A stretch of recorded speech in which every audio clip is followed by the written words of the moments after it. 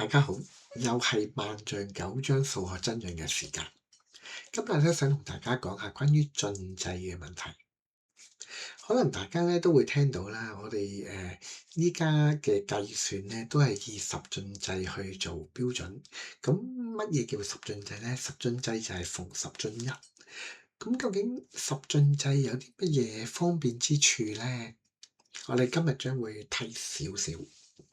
咁而同大家講關於進制嘅事情之前咧，我想介紹五槽算經俾大家。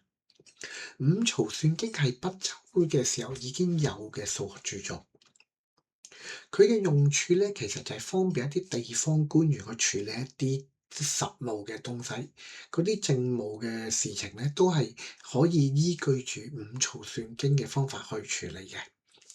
而五槽算經之所以叫五槽咧，係因為佢由五卷書組成。咁嗰五卷書咧，分別就係填槽，我哋處理一啲面積嘅計算；兵槽，去處理一啲同軍事相關嘅實務計算；雜槽，關於糧食嘅兌換；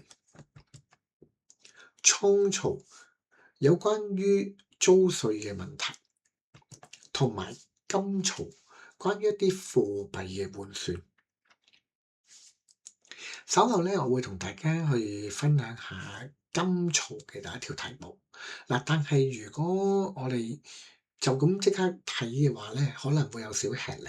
或者我試下咧，用一條相類似題目問下大家，睇下大家有冇一啲嘅諗法先。嗱，大家試下諗下，譬如話我哋依家將會有一個好大型嘅聖誕聯歡會。今有565戶，戶澤飲料1公升47毫升，問計幾可？佢就話咧，嗱，依家有565戶人，每戶咧都要負責一啲飲品。咁負責幾多啊？就係負責1公升47毫升嘅飲品。問計幾何？即係我哋總共會收到幾多飲品啊？大家應該諗一諗就知道啦。如果我哋有565戶，而每戶要負責嘅飲料嘅數量都一樣嘅話，我哋其實只需要將565乘以每戶負責嘅1公升47毫升咪得咯。好啦，而1公升47毫升，我哋好容易可以轉換成一個統一嘅單位啦，變做1047毫升呢個較細嘅單位。咁我哋就將565乘以1047，就會計到答案啦。冇錯啊，其實金槽嘅第一條題目咧都係相類似嘅。我哋睇下個題目講啲乜嘢。今有565戶，戶澤絲1斤11兩白珠，問計幾可？究竟佢講咩啊？佢就話咧，依家有565戶，每戶都要負責咧一啲絲綢，有幾多絲綢啊？每戶就係負責1斤11兩白珠，咁總共收到幾多絲綢咧？我哋會見到咧喺個每戶負責絲綢裏面咧，有1斤11兩白珠。咁斤啊、兩啊、珠啊，究竟點樣兌換咧？係咪就好簡單咁樣？譬如1斤等於100兩，咁而1兩又等於10珠，咁我哋咪可以將絲綢嗰個數量變做1118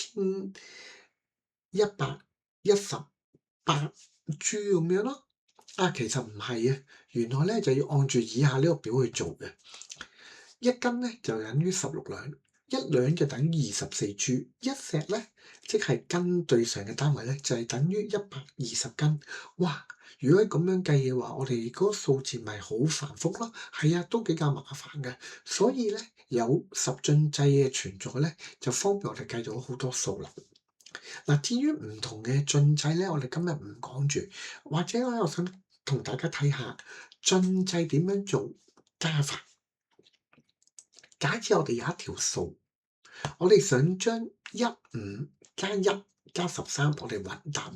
嗱，你會見到咧，我15、1同埋13咧，接住咧有一個細啲嘅喺右下角嘅8字，即係話咧呢個15、1同埋13咧，都係以8進制去嘅數嚟嘅。咁所以咧，我哋喺呢個情況咧就唔好讀15咯喎，我哋只能夠讀15。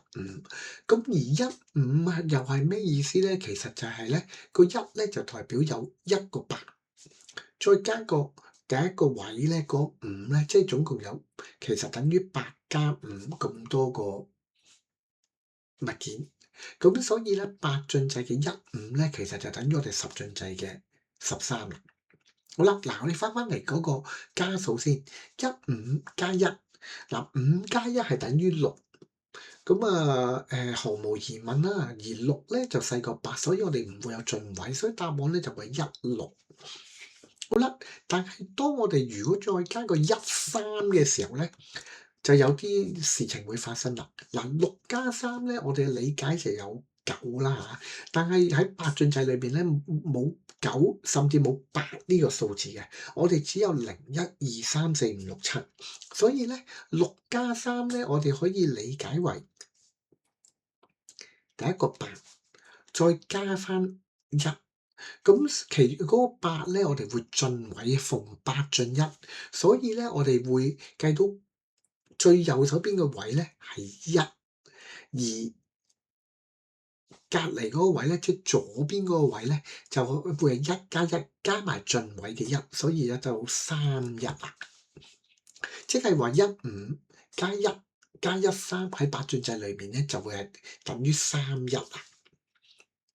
好啦，加法咧，我哋可以慢慢練習，同我十進制加法咧基本上一樣，只不過咧個進制係令到我哋咧逢幾進一嗰度有唔同。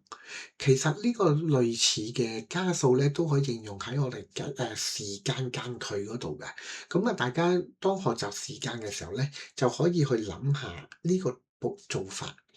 不過咧喺時間裏邊咧，我哋就唔係十進制，亦都唔係八進制，而係60進制。因為1小時等於60分鐘，而1分鐘咧就會等於60秒。